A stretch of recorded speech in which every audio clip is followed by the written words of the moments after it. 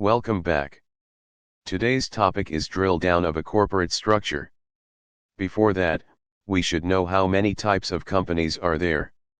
Well, the basic types of companies are 1. Private company, 2. Public company, and 3. Government company. To identify whether a company is publicly traded company or not, you can search in several avenues such as Google Finance or WSJ.com. Go to WSJ.com and hit the search button available on the right-hand corner of the site. In the search engine, slowly type the name of the company you are searching for. The results will be shown at the bottom of the page from where you can pick up your company. You will also get the information here at which stock exchange is the company trading, along with the ticker symbol. Inside you have the float details. A company's float is an important number for KYC officer because it indicates how many shares are actually available to be bought and sold by the general investing public. The free float percentage, also known as float percentage of total shares outstanding, simply shows the percentage of shares outstanding that trade freely.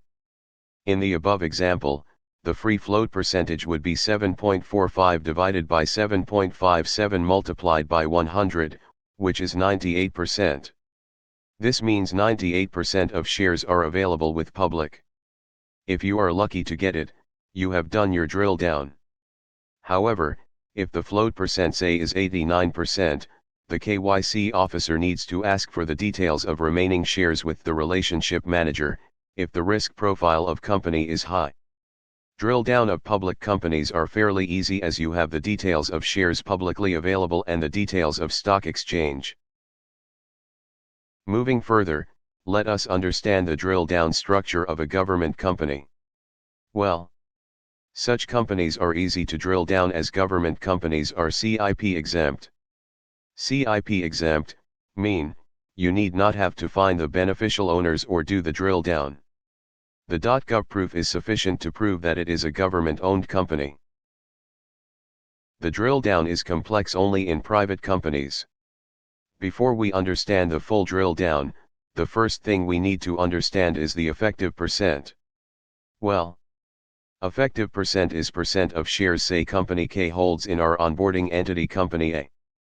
The effective percent of company K in company A is 0.25 multiplied by 0.5 multiplied by 0.5, which is 0.0625 or 6.25%. Now you know the effective percent of companies L, M, and N respectively are 6.25% each in company A. Similarly, the effective percent of company G, F, H, and I in company A is 0.5 multiplied by 0.5, which is 0.25 or 25% each. Companies C and D forms the first layer, companies G, F, H, and I forms the second layer, and companies K, L, M, and N forms the third layer, and companies Y and Z forms the fourth layer. Now can you calculate the effective percent of company Z in company A?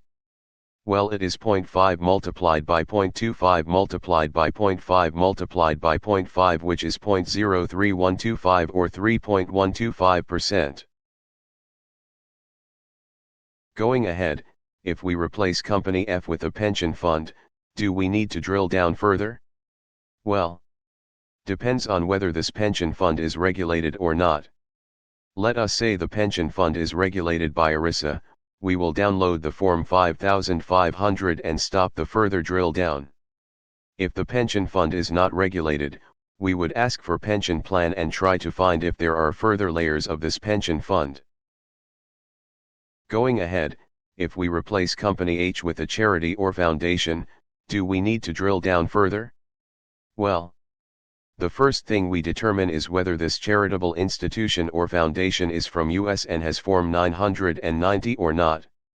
You can check for Form 990 is available in guidestar.com. If yes, you can stop the drill down here and upload the Form 990 in the KYC system. If no, you may have to search for an annual report if available publicly or ask to relationship manager to provide one. If annual report is not available, you may ask for structured chart for further drill down if required. Going ahead, if we replace company I with a personal investment company, Do we need to drill down further? Well, yes. You will note that PICs will not have more than 5 owners, and the details are usually not available in a company site or anywhere publicly. You may seek the ownership details directly with the relationship manager.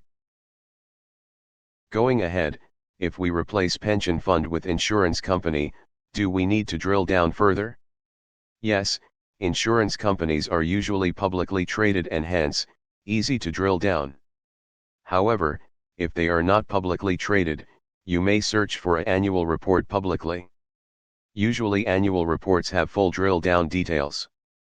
You may use the search words to search the annual report, which are shareholder, ownership, shares, etc.